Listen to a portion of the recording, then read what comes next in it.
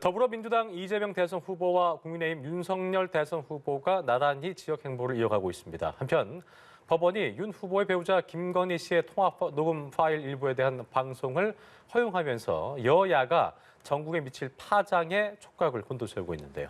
이 시간 두 분과 정치권 소식 짚어보겠습니다. 최재은 민주당 선대위 대변인, 신인규 국민의힘 상근 부대변인 모셨습니다. 두 분 어서 오십시오. 안녕하십니까. 예, 고맙습니다. 자, 먼저 두 후보의 일정부터 좀 짚어보겠습니다. 어쨌든 대선 민심의 최대 분수령인 설 연휴까지 얼마 남지 않았기 때문에 어쨌든 표심 모으기가 중요한 상황인데 이재명 후보부터 좀 짚어보죠. 오늘부터 1박 2일로 강원도를 찾아서 민심 청취에 나서는데 이번 어떤 그 메타버스의 관전 포인트랄까요? 어떤 거라고 봐야 될까요? 강원도 같은 경우에는 굉장히 많은 이슈들이 있습니다. 강원도를 바이오 산업의 허브로 만든다든지 아니면 우리 평화 경제 중심의 특구로 만들어서 평화 관광지로 만든다든지라는 지역 행보, 지역 그런 정책을 내어놓으실 건데요. 사실 이제 설이 다가오지 않습니까?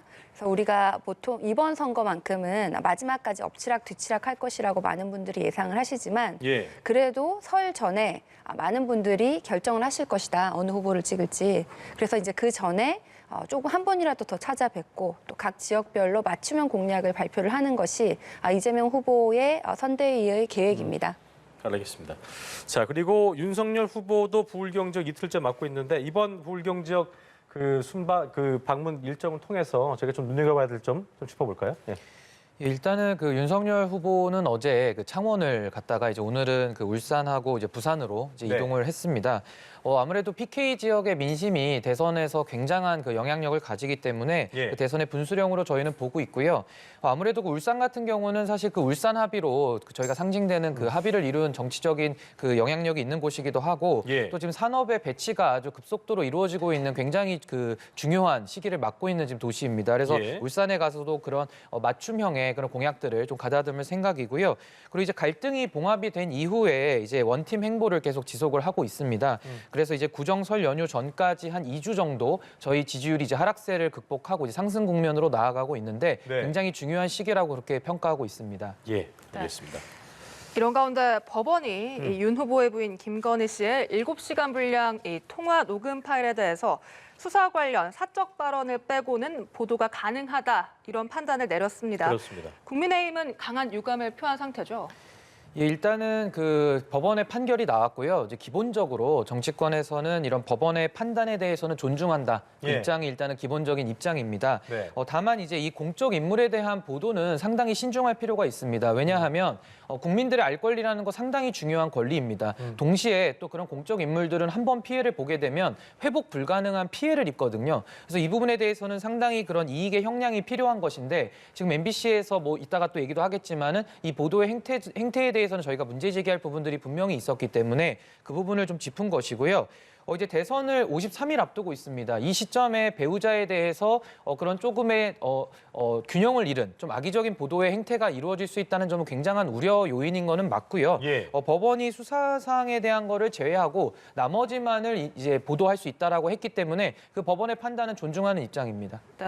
민주당은 국민 상식에 부합하는 결정이다 이런 입장을 밝혔는데 선대위 차원에서는 어떤 입장이십니까? 네, 상식에 부합하는 결정이라고 생각을 합니다. 모든 내용을 다 방송하기로 한 것이 아니고 기준을 가지고 특정한 부분, 예를 들어서 검찰 수사와 관련된 발언이라든지 아니면은 아주 개인적인 표현 같은 것은 다 제외를 하고 나머지를 지금 방송을 하기로 결정을 한 것입니다. 그리고 그 기준을 봐도 이 김건희 씨와 기자와의 녹음은 타인 간의 대화에 해당하지 않고 또 김건희 씨가 공인으로서 국민의 관심을 많이 받고 있는 상황이며 또 그 방송사가 대화 취득 과정이 불법적인 것이 없기 때문에 이거는 법원이 아주 정당한 판정을 했다라고 생각을 합니다.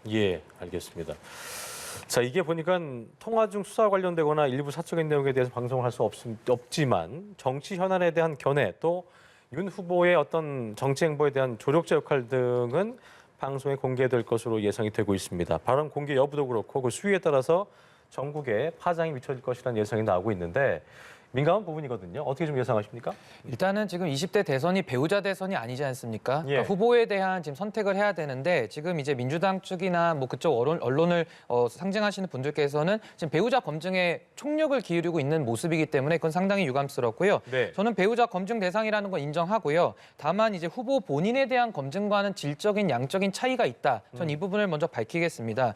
방송의 자유도 사실 헌법에 보장돼 있기 때문에 폭넓게 유지될 수 있습니다. 그러나 다만 방송법에도 보면 정치적 균형성에 대한 것은 분명히 언급을 하고 있거든요. 그래서 이런 것들을 이런 편향된 보도는 상당히 지적해야 될 필요가 있다라고 저희는 보고 있고요. 네. 이것을 어기는 부분에 대해서는 비판을 하겠고 또 입수 경위도 좀 봐야 됩니다. 이게 MBC가 본인들이 취재를 해서 얻었고 거기에 대해서 보도를 한다 그러면 그 누가 뭐라고 하겠습니까? 근데 일부 언론사가 이제 그것을 사적인 그 대화를 전제로 해서 어떻게 보면 사실상 뭐 기자를 사칭했든 안 했든 간에 그 부분에 대해서 정보를 빼낸 다음에 그거를 영향력이 있는 공영 언론사에다가 그걸 토스해준 모양새거든요. 그래서 네. 이 부분에 대해서는 취재원의 보호는 그러면 어떻게 되는 것이며 과연 이런 사담 자체가 보도의 가치가 있느냐 저는 이 부분에 대한 근원적인 물음을 제기하고 싶습니다. 다만 이제 국민들이 평가를 하실 것이고요. 배우자의 사담이 뭐 보도가 이제 나오겠지만은 거기에 대해서는 배우자인 이제 김건희 대표가 충분히 해명이 필요한 부분은 해명을 해야 된다고 보고요. 이 부분에 대해서도 또 국민의힘의 또 위기관리 능력이나 이런 것도 국민들이 평가할 것이다. 저는 이렇게 보고 있습니다. 그럼 앞으로 윤석열 후보의 지지율에는 어떤 영향을 미칠 거라 예상하세요? 이제 아무래도 일부 그 중도층에 있는 분들은 보도가 일단 나오면 그게 사실이고 아니고의 영향을 일단 떠나서 일단 보도 그 자체를 나이브하게 받아들이는 측면은 있을 겁니다. 네. 그래서 어느 정도 지지율에 영향이 뭐 없을 거라 그러면 저희 당에서 저렇게 항의도 안 했겠지만은 이분에 대해서 영향이 있기는 있겠죠. 그러나 국민들께서 결국은 이것이 배우자 대선이 아니라 후보의 대선이기 때문에 합리적인 평가를 할 것이라 그렇게 평가하고 있습니다. 네. 네. 최 대변인은 어떤 입장이십니까? 뭐 엄청난 영향이 있겠죠. 안 그러면 국민의힘에서 왜 그 수십 명의 국회의원들이 방송사를 몰려가서 항의를 하고 얼마나 무서우면 그러겠습니까? 그래서 그 내용을 제가 아직 들어보진 못했지만 법원에서 이런 부분은 방송을 하면 안 된다라고 정리를 한 그 판결문을 보면 어떤 예. 부분들이 방송되면 안 되냐를 보면 실제로 이건 공개 문서니까요. 거기 보면은 마치 이 김건희 씨 배우자가 최순실을 떠올리게 하는 비선 실세가 아닌가, 정말 권력 위의 권력이 아닌가라는 생각이 들고 만약에 이분들이 정권을 잡으면은 이 권력이 투명하게 통제가 되지 않을 것이다라는 의문을 주죠. 그리고 뭐 굉장히 갑질성의 발언이라든지 국민을 좀 무시하는 그리고 이분들의 정치적 정체성까지도 좀 의심하게 하는 이런 발언들이 포함되어 있는데 또 그런 것들을 방송을 하지 않았기 때문에 저는 설사 이 방송이 된다고 해도 도대체 어떤 내용이 포함이 안 되어 있을까? 그 안에는 얼마나 무서운 내용들이 담겨 있을까? 뭐 검찰 수사와 관련해서는 도대체 무엇을 비밀로 하고 있을까를 의심하지 않을 수 없을 것 같습니다. 네. 그래서 일각에서는 이 국민의힘이 방송금지 가처분 신청을 하고 또 MBC를 찾아가서 항의 방문한 점이 오히려 국민적 궁금증을 더 키웠다, 판을 더 키웠다 이런 비판의 목소리도 그렇습니다. 있습니다. 뭐 지금 민주당 그 선대위 최지은 대변인께서 말씀하신 대로 뭐 무서운 내용이다 이렇게 표현을 하시는데 그냥 민주당의 바람과 희망적 사고를 그냥 저는 표현하셨다고 그렇게 보고요. 뭐 전략적 판단이라는 것은 사후적인 평가기 때문에 그것은 뭐 평가는 다 다를 수 있다, 다양할 네. 수 있다라고 존중을 하고요.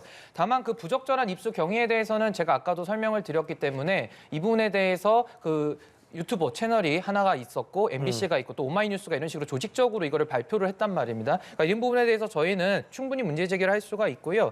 일단은 사법적 대응은 불가피했다고 저는 봅니다. 어차피 사법적 대응이라는 것은 법원이라는 사법기관을 통해서 법원의 판단을 받는 것이고 저희가 그걸 지금 존중하고 있지 않습니까? 그러니까 이 부분에 대해서는 합법적 대응조차에 대해서 문제를 삼는 건 좀 문제고요. 다만 이런 그 언론을 통한 그 명예 회복에 대한 부분은 이게 법률적으로 나중에 손해배상할 수 있거든요. 근데 예. 굉장히 소액에 불과하고 아무런 실익이 없는 구제 조치에 불과합니다. 그래서 이거를 사전적으로 막을 필요가 있었다는 것을 밝히고요. 과거에도 김대엽 병풍 보도를 기억하실 겁니다. 김대엽 씨에 대해서 그 허위에 보도가 나간 다음에 이회창 후보는 낙선이라는 피해 회복이 안 되는 손해를 입었거든요. 다만 김대엽 씨는 명예훼손으로 처벌받았습니다. 그리고 더 이상 없습니다. 그러니까 네. 이 부분에 대해서도 지금 대선을 50여일 앞둔 시점에서 뭐 배우자의 사담을 가지고서 자극적인 보도를 만들었다고 한들 그 부분에 대해서는 저희는 국민들의 평가를 받을 것이다. 것이다 이렇게 말씀드리고 싶습니다. 알겠습니다. 그 부분은 그러면 국민의힘에서도 이 방송 이후에도 추가 조치를 하실 계획이 있으십니까? 일단은 저희가 그 가처분에 대해서는 이미 조치가 들어가서 법원의 판단이 나온 것이고요. 예. 그 이후에도 방송의 수위를 보고서 저희가 판단을 해야 될 부분이라고 보고 지금은 이게 사법의 영역이 아니라 대선을 앞둔 정치적 국면이다. 저는 이 부분을 말씀드리고 싶고 민주당이 지금 이 얘기 나오니까 너무 좋아하지 않습니까? 이 부분에 대해서도 저는 국민들이 균형적인 평가를 하실 것이다. 이렇게 보고 있습니다. 예, 국민 여러분의 판단에 맡기기로 하겠습니다. 자, 근데 이재명 저는- 후보와 윤석열 네. 후보가 설 연휴 전에 양자 TV 토론을 열기로 합의한 것을 놓고 정의당이 이를 이제 규탄하는 긴급 기자회견을 열었습니다. 또 안철수 후보도 쌍특검 받으라고 했더니만 토론 담합을 벌였냐 이렇게 반발을 했는데 다자 토론 성사 가능성은 좀 어떻게 좀 보고 계신지 먼저 들어보겠습니다. 저는 뭐 충분히 가능하다고 생각을 합니다. 예. 안철수 후보가 지금 이미 많은 지지율이 나오고 있고 만약에 다자 토론을 하겠다고 하시면은 뭐 예. 3자, 4자라도 충분히 가능할 수 있다고 생각하고요. 예. 저는 뭐 어떤 주제에 대해서도 가능한 한 많은 토론을 하는 것이 대선 후보들이 국민들에게 자신이 가지고 있는 비전이나 정책을 소개하는 마땅한 자세라고 생각을 하고 양자든 다자든 무엇이든지 환영한다고 말씀드립니다. 예.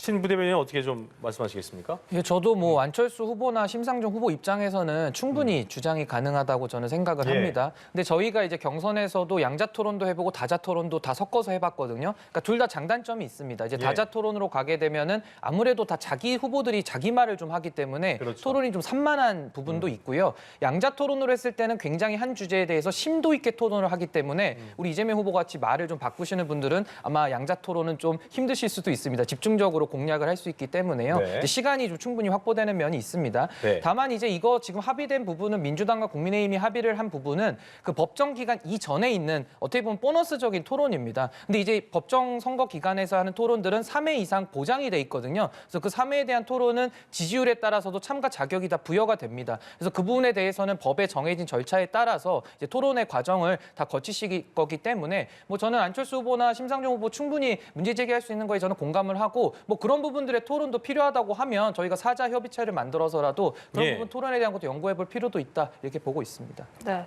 그리고 이 장고에 들어간 심상정 정의당 후보 예. 칩거 사흘 만에 이 여영국 대표를 만나서 이 너무 늦지 않겠다 복귀를 시사했습니다. 소명 의식을 포기하지 않겠다 이런 입장도 밝혔는데 완주 의지로 봐야 될까요?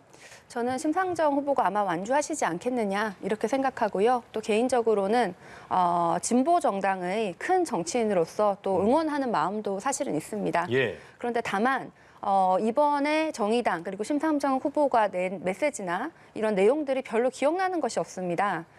그동안 우리 사회가 많이 변했고 뭐 디지털 대전환이라든지 뭐 세계 질서의 변화에 따라서 그 노동 문제나 진보가 포함하고 있는 여러 가지 정치 아젠다가 많이 변했는데 심상정 후보의 메시지가 과연 이 시대 정신을 반영해서 진보 아젠다를 변화시켰냐라는 것에 대해서는 조금 안타까운 마음이 듭니다. 그래서 제 개인적으로는 예. 오히려 그 정의당에서 좀 더 젊고 참신한 분이 이번 대선을 나왔으면 더 임팩이 있지 않을까라고 생각을 하지만 그럼에도 네. 불구하고 심상정 후보의 완주와 그리고 굉장히 큰 역할을 기대합니다. 네. 신 부대변인은 이제 심상정 후보의 선거운동 일정 중단 선언하고 이제 집거하고 나서 다시 이제 발언을 한 여영국 대표 만나서 발언을 한 이 과정을 보면서 어떤 생각하셨는지 좀 궁금하네요. 네. 그러니까 아무래도 저는 이제 소신 있는 정치인을 굉장히 응원합니다. 진영의 여부를 떠나서 자신의 소신을 가지고 국민의 평가를 받는 자세는 정치인으로서 굉장히 훌륭한 부분이고요. 예. 다만 지금 뭐 대한민국 대선이 좀 선대위 해체가 거의 유행처럼 민주당부터 저희당, 그다음 에 정의당까지 지금 이게 이어지고 있거든요. 예. 그러니까 아무래도 이런 건 저는 크게 보면은 쇄신의 움직임이라고 봅니다. 그런 것이 있고 지금 정의당 같은 경우에는 나름대로 그 진보 정치 영역에서 힘든 역할을 꿋꿋이 해왔습니다. 예. 이런 기득권 정당 구조가 아무래도 유리한 한국 정치 문화 안에서 정의당이 했던 역할 저는 충분히 평가받아야 된다고 보고요. 예. 여기 이제 노회찬 그 의원께서 돌아가신 이후에 아무래도 진보 정치의 구심점이 이제 심 후보 한 분으로 이제 좀 축소된 부분이 있는 것 같고요. 아무래도 심 후보께서 고군분투하시고 계시기 때문에 저는 이 부분에 대해서 좀 더 선명한 우리 사회의 그런 진보적 가치들을 지켜주시는 역할을 끝까지 다해주셨으면 좋겠다 이렇게 말씀을 드리겠습니다. 알겠습니다. 네. 자, 저희가 이제 여론조사 얘기를 좀 해볼 텐데 한국갤럽 여론조사를 좀 보면 지난주 대비 이재명 후보 같은 경우에는 1%포인트, 윤석열 후보는 5%포인트 상승을 했습니다. 윤석열 후보의 지지율이 좀 회복되는 모습인데 먼저 신 부대변인께 여쭤보겠습니다. 주요 원인 어떻게 좀 분석을 하고 계십니까? 일단은 저희 후보가 그 굉장한 그 급격한 하락세를 좀 겪었던 건 사실입니다. 그렇죠. 물론 그 원인 여러 개가 있습니다. 예. 그러나 이제 가장 큰 것은 아무래도 국민의힘이 어떤 노선을 가지고 선택할 것이냐는 그 대전략에 관한 문제가 가장 핵심이었는데 네. 이제 그 부분이 해결이 됐다는 것이 가장 큽니다. 그래서 이제 그 부분에 대한 국민들의 평가가 분명히 있는 것이고요. 그러면서 이제 윤석열 후보와 우리 이준석 대표가 한 팀을 이제 화학적으로 이루어내면서 그 부분이 평가를 받았을 뿐만 아니라 윤석열 후보가 굉장히 메시지의 그 전달 방식에 있어서도 급격한 변화를 갖고 왔습니다. 그래서 저는 이 부분에 대해서는 굉장한 그 용기와 그 결단이라고 저는 보고요. 이런 것들이 또 국민들께서 평가해 주시는 것이 아닌가 또 싶습니다. 그리고 더 나아가서도 요즘 그 화제가 되고 있는 AI 윤석열이라든지 그 쇼츠를 통한 이제 공약을 짧게 설명해서 이준석 대표와 원희룡 본부장이 그 토론식으로 하는 그 재밌는 영상들이 많이 돌아다니고 있는데요. 네. 이제 이런 부분들을 통해서 이제 국민의힘의 시간이 왔다고 저희는 보고 저희가 앞으로도 좀 더 국민들의 그 피부에 와닿는 정말 그런 민생 친화적인 공약들을 많이 내세우면서 국민들께 정말 정정당당하게 우리가 공약으로 이제 승부 볼 때가 됐다. 그 말씀을 좀 드리고 싶습니다. 알겠습니다. 네, 이 여론조사 결과에 따라 좀 갈리는 것도 있어서 일단 국민의힘 당내에서는 강한 반등세가 확인되고 있다 이렇게 보시는 거죠? 일단은 저희 당의 지지율의 가장 큰 변수는 지금 안철수 후보일 겁니다. 이제 안철수 후보에게 가 있는 그 지지율을 어떻게 해석할 것이냐가 나중에 차후에 뭐 단일화라든지 여러 가지의 전략적 판단에 영향을 줄 것이거든요. 네. 근데 제가 보기에는 안철수 후보 뭐 다들 국민 여러분들께서 기억하시겠지만 최근 2, 3주간에 뭐 어떤 변화적인 혁신적인 걸 낸 건 없습니다. 다만 그 지지율의 상승을 분석해 보면 국민의힘에 대해서 또 내지는 이재명 후보가 지금 상승으로 못 가고 있기 때문에 그 양당 구조에 대해서 실패한 국민들이 지금 안철수 후보를 대안으로서 지금 고민하고 있다라는 저는 메시지로 받아들이고 있습니다. 네. 그래서 그 부분에 대해서는 지금 안철수 후보에게 가 있는 그 지지율을 저희가 흡수하기 위해서는 단일화라는 정치 공학적인 접근을 할 것이 아니라 예. 우리 국민의힘이 어떤 변화와 혁신과 쇄신의 모습으로 그리고 미래를 어떻게 열어갈 것이냐라는 지금의 이런 비전 제시라는 큰 틀에서의 국가 운영의 수권 세력으로서 적절하다라는 국민들의 평가가 필요한 것이거든요. 그래서 저는 자강의 역할을 가지고 우리 국민의힘이 국민의힘의 길을 가면 된다. 저는 그렇게 보고 있습니다. 알겠습니다. 민주당 선대위에서는 예. 윤석열 후보의 이 다시 반등세 이렇게 확인하고 계십니까? 제가 봤을 때는 반등이 아니고요. 크게 네. 떨어지고 있는 것이 조금 멈췄다라고 보이고 반등한 것 같지는 큰 폭의 하락이 않습니다. 멈춘 것이다. 예. 여러 여론조사를 봐도 마찬가지고요. 네. 사실 이준석 대표하고 윤석열 후보가 지금 화합을 했는데도 이 정도의 반등도 아닌 이 정도의 지지율 변화는 굉장히 미미하죠. 그만큼 국민들께서 이준석 대표하고 윤석열 후보의 이 결합이 겉으로만 그렇지 진정성 없다. 언제든지 무너질 수 있다라고 보시는 것 같고요.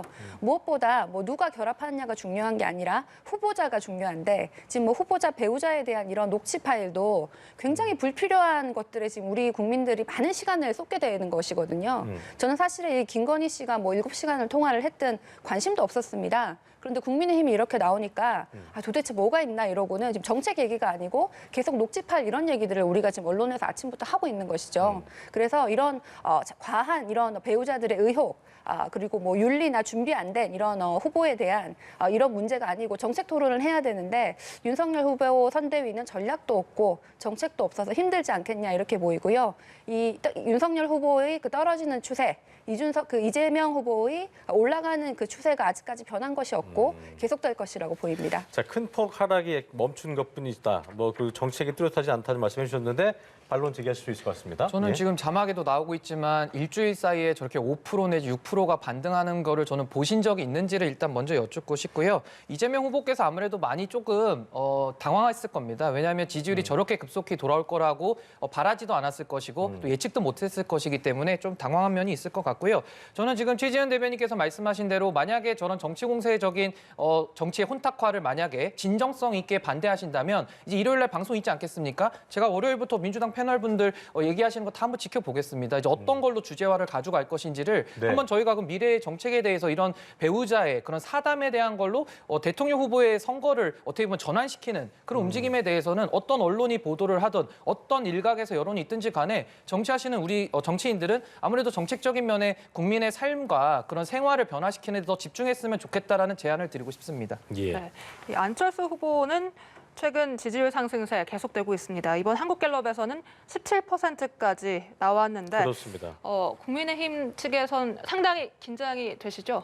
저는 그 안철수 후보에 대한 저력은 인정을 합니다. 왜냐하면 안철수 후보가 정치 오래 하셨고요. 이분이 그 지난 대선에서는 21%까지 얻은 정치인입니다. 그러니까 국민들의 그런 수요가 있는 정치인이라고 볼 수 있습니다. 근데 제가 아까 다만 어떤 부분을 문제 제기한 것이냐면 이분이 최근에 와서 그러니까 문재인 정부 5년 동안에 보여준 모습이 없습니다. 그러니까 국민들에게 문재인 정부와 싸우는 뭐 반문 문재인 그런 프레임이라든지 아니면 어떤 미래의 대안을 제시했다라 이런 것이 없었거든요. 그리고 안철수 후보가 아무래도 민주당에도 한번 갔다가 또 보수와도 손을 잡는 이런 갈짓자 행보를 좀 하면서 국민들 보시기에는 이분은 제3지대가 이제는 아니라는 평가가 있는 겁니다. 그래서 지금도 이제 어떻게 보면 국민의힘과 결국에는 단일화하지 않겠느냐라는 이제 그런 큰 틀 안에서 지지율이 이동하고 있는 것이거든요. 그래서 저는 안철수 후보에 대해서도 그분의 저력을 뭐 평가절할 생각은 전혀 없습니다만 지금 올라간 그 지지율은 일시적인 것이기 때문에 이게 국민의힘 중심으로 다시 돌아올 것이다. 다만 전제는 국민의힘이 조금 더 지금 같은 행보를 더 강화하고 정책으로 말하는 비전과 가치를 제시하는 거에 더 집중하면 그 속도는 더 가파르게 떨어질 것이다. 저는 그렇게 평가하고 있습니다. 네, 최지은 대변인께서는 어떻게 이 안철수 후보의 약진을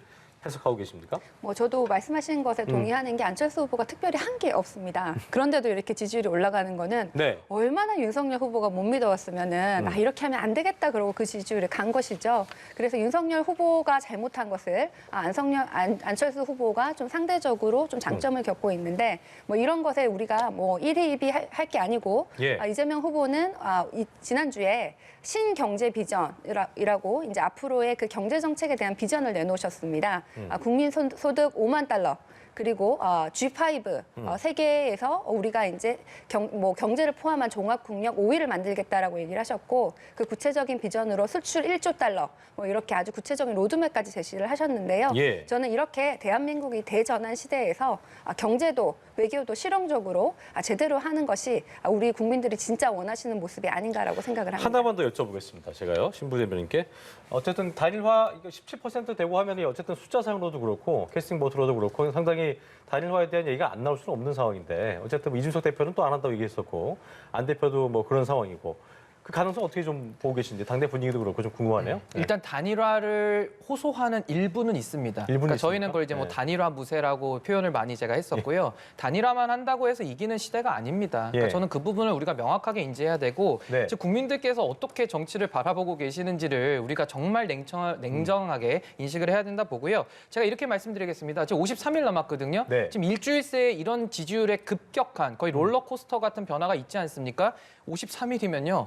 엄청난 변화가 있고도 남을 시간입니다. 그래서 저는 안철수 후보가 갖고 있는 17% 저거 허상이 아니라 지금 실제 가 있는 수치입니다. 그걸 인정을 해야 되는데 왜 그렇게 움직였으며 그러면 저 표심은 결국 뭘 바라고 있느냐. 그것이 아까 말씀드린 양당에 대한 실망 내지는 최지은 대변인 말씀하신 대로 우리 윤석열 후보와 국민의힘에 대한 실망도 분명히 들어있는 겁니다. 그러니까 그런 부분을 저희가 시정하고 빠르게 지금처럼 변화하고 새로운 모습을 보인다면은 저는 그 지지세가 저희에게 얼마든지 회복될 수 있다 이렇게 보고 있습니다. 알겠습니다.